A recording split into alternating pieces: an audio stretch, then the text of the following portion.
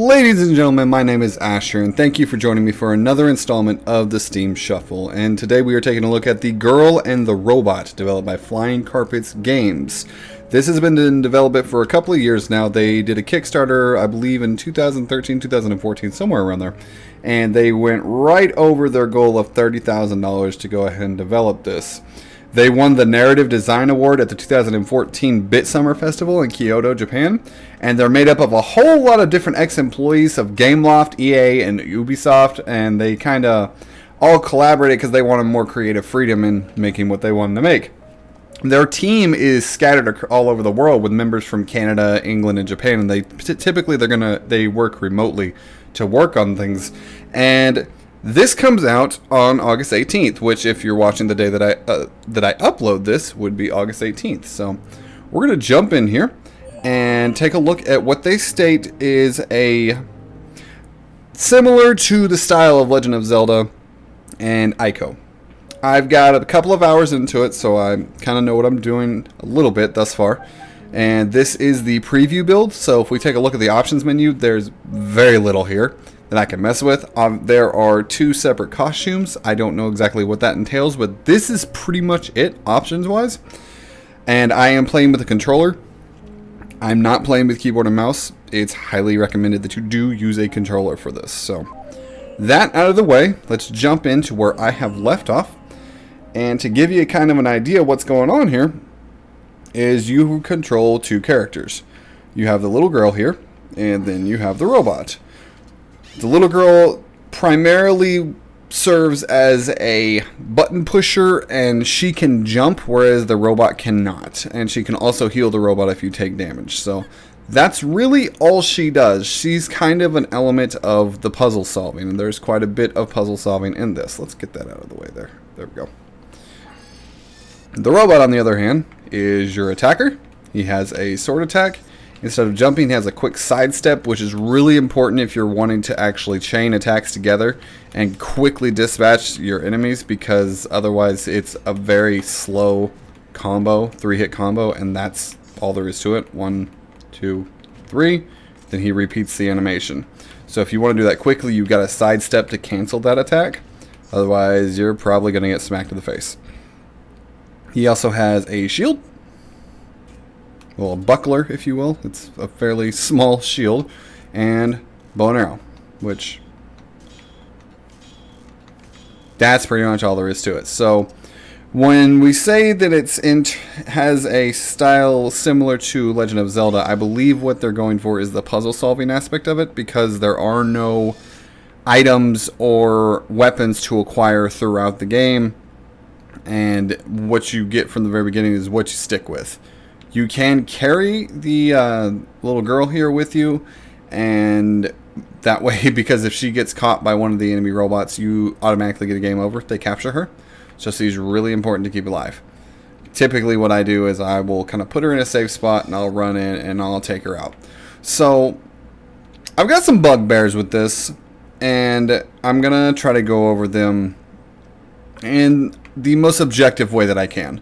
One, as you can see right now, and again, this could be easily remedied with the day one patch, is performance issues. You may be seeing serious frame drops, and I'm not running on a potato by any means, and there's not really anything going on the screen at all to warrant this type of frame drop. But you can see when I start spinning, there is quite a bit of stutter going on. Again, this is a preview build. That could be resolved in the official release, so not going to gripe on that too much. It's not that big of a deal. I will say that the graphics are turned up all the way, as high as they will go in the pre-game launcher, and they claim that it's a hand-drawn style.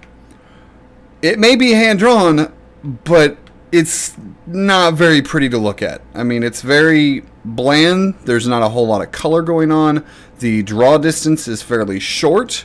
So graphically, this is not an impressive game. This looks like something that would be akin to a PlayStation 2. Let's go ahead and pop this target right here. Now, I have not done this puzzle yet, so it looks like there's some type of cannon up there that's going to be shooting, maybe shoot down a door of some sorts. The combat, if I get a chance to show it off, is really probably my biggest gripe with it, combined with the way the controls are done. So you'll see that when I turn, when I go left, I sidestep. My character does not turn. I have to turn the camera with him. It feels really, really awkward to do that. I don't understand why looking that way instead of strafing would just turn me that way.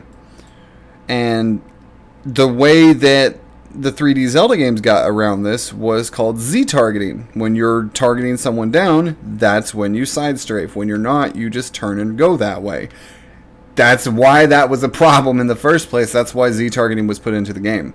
Now, when you sprint, which you hold down the X button to sprint, you move like you would expect you would. I don't know why they couldn't keep this in at all times. It's really jarring, and it makes things kind of, what's the word you use for it? It's kind of, I don't want to say janky, but it's just, it doesn't feel good to walk. So, because when I'm running, I can move without moving the camera. When I'm walking, I sidestep. It doesn't make any sense. So, I apologize if I'm not going to be able to show a whole lot off, and if it gets to the point to where I can't really show off the combat, I may end up making a cut to get to the combat because it's not very prominent. I've killed maybe 10 guys in 2 hours. So it's not the focus of the game. Obviously the focus of the game is on the combat. Or excuse me, not on the combat, but it's on the puzzle solving aspect of the game. Let me put her down and shoot this target open. That's just going to move the cannon again. Alright, so somehow we got to figure out how to get up to that cannon. This door has not opened. We got to figure out a way to get that door open. So, while I'm figuring that out, let's talk a little bit about story. In fact, more or less the lack of said story, because it doesn't really exist from my readings and my research on the ordeal. It's more supposed to be a feeling of isolation, and you feel like something has happened because you're in this castle-like town both of these people are prisoner in, but they have shops that are around that have signs on them in your traditional RPG fashion that are akin to weapon shops and armor shops and things of that nature. But the problem is there's no one there, so it's maybe I just don't really get it. I mean, I understand that's the feeling that they were going for, is like something happened, something tragic, like this used to be a populated town. Maybe I'm not far enough into the game to figure out exactly what that is, but it's very bland, it's very isolated, there's not really much of anything going on, and it feels very off-putting. Not in a I feel alone sense, just it's unfinished is how I would put it. Not so much that it's a stylistic choice, which it very well may be, don't get me wrong, I'm not saying that that's not the case, but it feels very, very odd to do it that way, I guess. Let's get that cannon turned around. Can I do it through the bars? Some of these targets you can shoot through the bars. Apparently not this one. That's okay. So that's an inconsistency. Sometimes I can do it, sometimes I can't. That's fine, I suppose. Where's the cannon? Oh, let's not shoot myself in the face. That's probably not the best idea. Does this do anything? Nope, doesn't do anything. Okay. Let's go ahead and turn the cannon towards that gong way out there, probably? Yeah, that's what I'm thinking. We'll go ahead and hit that gong. Thus far, the puzzle aspect of it consists of pressure plates. It consists of shooting targets. And really that's it, if you really want to boil that down to it. Alright, we lowered the drawbridge. Fantastic. Means we can go that way. Oh! Nope. I died.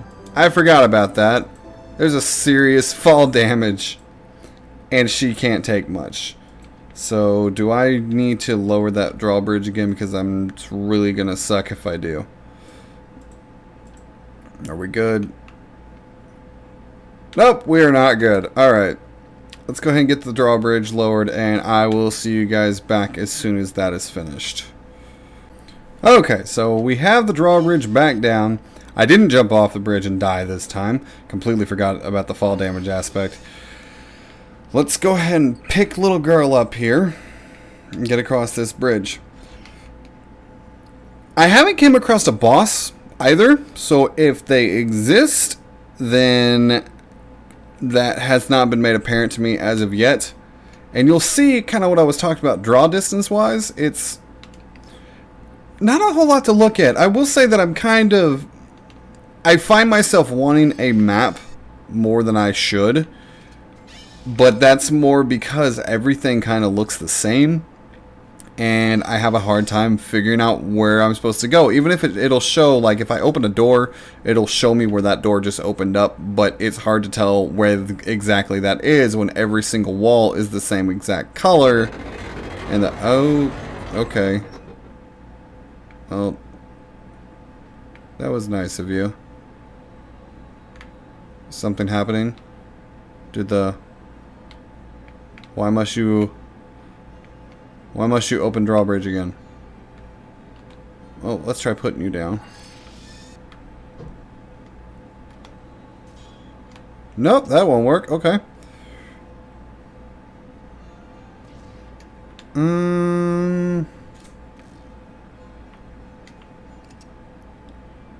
I'm telling you, I have to go back to open the drawbridge a second time. Also, you cannot walk and aim with the bow at the same time. Just not a thing you can do.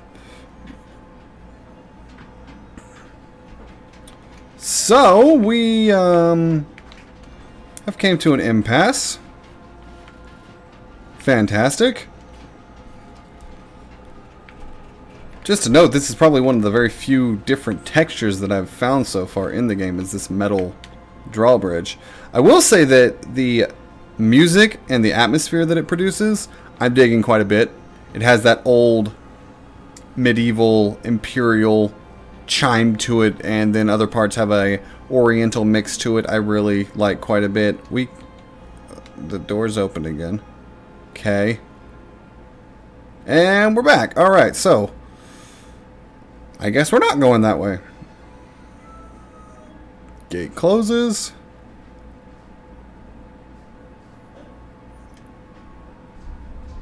And that appears to be a witch. Well, this is the first time I've encountered this character. Perhaps this is the main antagonist that is just now being revealed to us. Alright.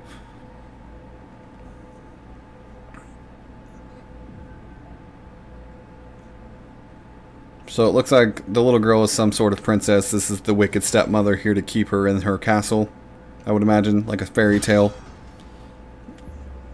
Oh, there's a Black Knight. Knocked my robot out. That's a bad robot.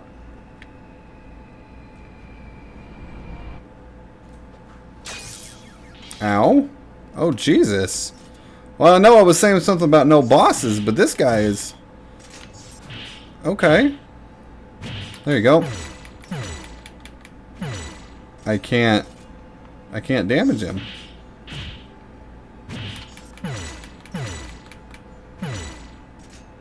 Well, there must be a trick to, or something. How about bow and arrow? Nope, he's just gonna kill me. Fantastic. Perhaps something to do with the, Nope! Well, that is not how you beat that guy. Perhaps something to do with the cannon or something similar would be the way to beat this guy, but this is definitely the first time I've encountered anything that's different. So, I have hope for the game. I'm not saying that it's bad. Maybe it's just a really slow burner, because I do have 2 hours into it. I can say that first 2 hours is a drudge and a half to get through. There was one notable part that I can remember that I smashed a whole field of robots with a wall with a switch. That was pretty cool. He's not going to attack me if I move, right? So he's got some kind of force field on him. Can I? No. Alright. Well then.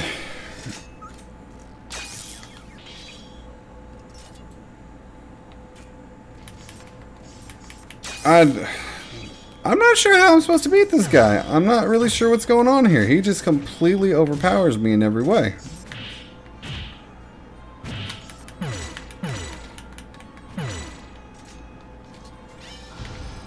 I can heal my guy back up. There we go. It's got to have something to do with the little girl because he doesn't attack when I'm using her. Perhaps I'm supposed to use the robot to move the other guy. I have an idea. We're going to try to move him in front of the cannon. Let's see if that works. Ow. Ow. Ow. Come on now. There we go. Get her to heal him up here. So this is definitely a change of pace. I mean, this fight right here is kind of changing my opinion of the game as a whole, even ever so slightly. The controls, that can't change. The aesthetic, that can't change. But, oh, hi. I have a feeling that maybe I shouldn't touch her. Can I shoot her with the cannon? Let's try that. Oh, no, she's coming towards me. Yeah, no. No, no, no. Run, run, run, run, run. And follow me this way. There you go. Come on. She's coming for me. Cannonball. Go. Boom. Ha-ha.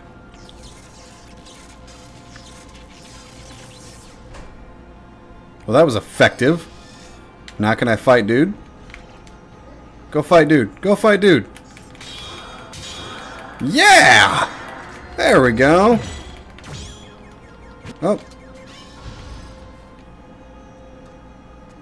Come on. That did not work a second time. And she's going to catch me. Yep.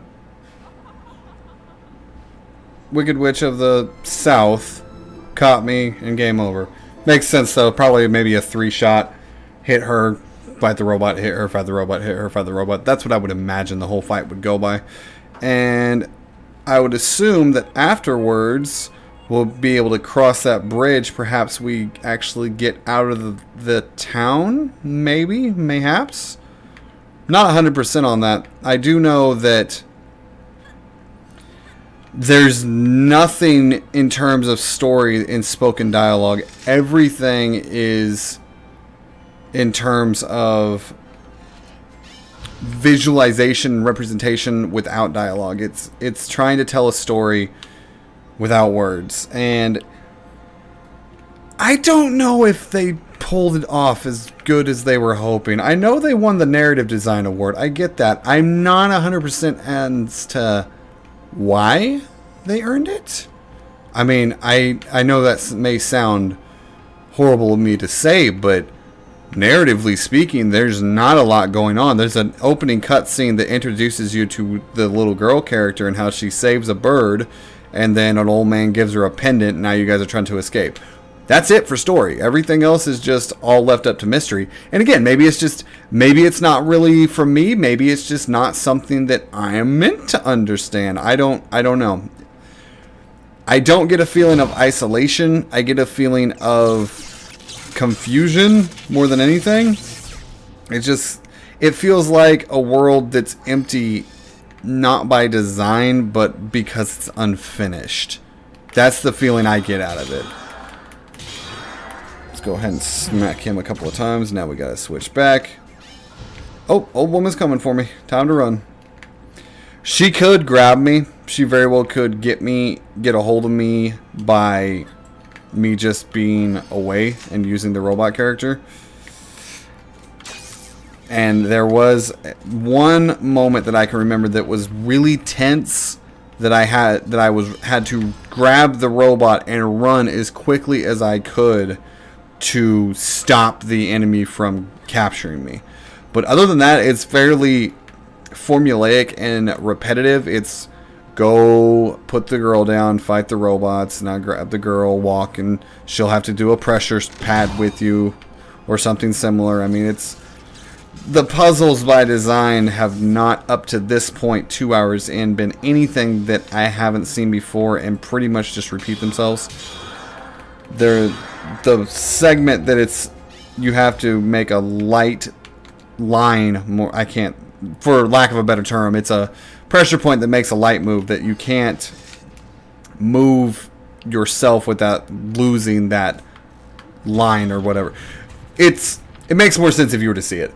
But anyways, it dragged on forever, and it was really, really frustrating, because if you moved one misstep, you have to go all the way back to the beginning, and it was ungodly painful to continue to do over and over and over again. And it's not that it was hard, it was just laborious. I should be able to run fast enough to outrun her to that other side here. Come on, keep going. There she goes. Now she's coming for me. Alright. McQueen, who can take not one, not two, but 3 cannonballs to the face with little to no injury. That's impressive, to say the least. There we go. Where's my robot dude? There he is. 3rd time's charmed. Nope. Not quite. Is it going to take 4? Alright. It'll take 4. Let's run away. Make her activate her robot. And we'll shoot this to move it again. See, nothing I'm doing right now is difficult. It's just time consuming. And if they're going for a Legend of Zelda or even an Ico feel, the one thing you got to get right is the puzzles and the combat are actually fun to do, not just a task to get you from point A to point B. So there's nothing really compelling me to continue to do it, because the story is non-existent. Is she gonna grab me? Is she gonna grab me? Yeah, she gonna grab me. That's fine. Didn't do it quite quick enough. Where was I? Oh, the story is not pulling me through, making me want to do these laborious tasks. It's just busy work just to keep going. It doesn't have that oh, I want to see what happens next factor going, because there's nothing, it's, unless you're trying to just solve the mystery of what happened here. Why is this world like this? Why are they trying to escape? But there's not really a lot to show me that I want to keep looking for that either. I mean, I know I may seem like I'm being a bit harsh, and it could very well be this isn't the right game for me, but I can say that I have played action adventure games with this similar formula that do this much better. I think if the combat was brushed up and there was some semblance of a story going on, I would like it more, because it makes me want to keep going. Either the combat's compelling enough to make me want to keep playing because it's enjoyable to kill things, or the story is compelling enough to make me want to keep pushing forward to figure out what's going on in that story. And this doesn't really do that on either part. Plus, the world is just very bland to look at, so it's not even something that I want to explore and find new areas, because everything looks the same. So there is no price point set on the girl and the robot as of right now. Take my opinion for what you will. If you think this looks like something that you would enjoy, then by all means, give it a shot. These guys, this is their first game that they have done, and this could be a learning experience for them. Until then, my name has been Asher. I'll see you guys next time. Take it easy.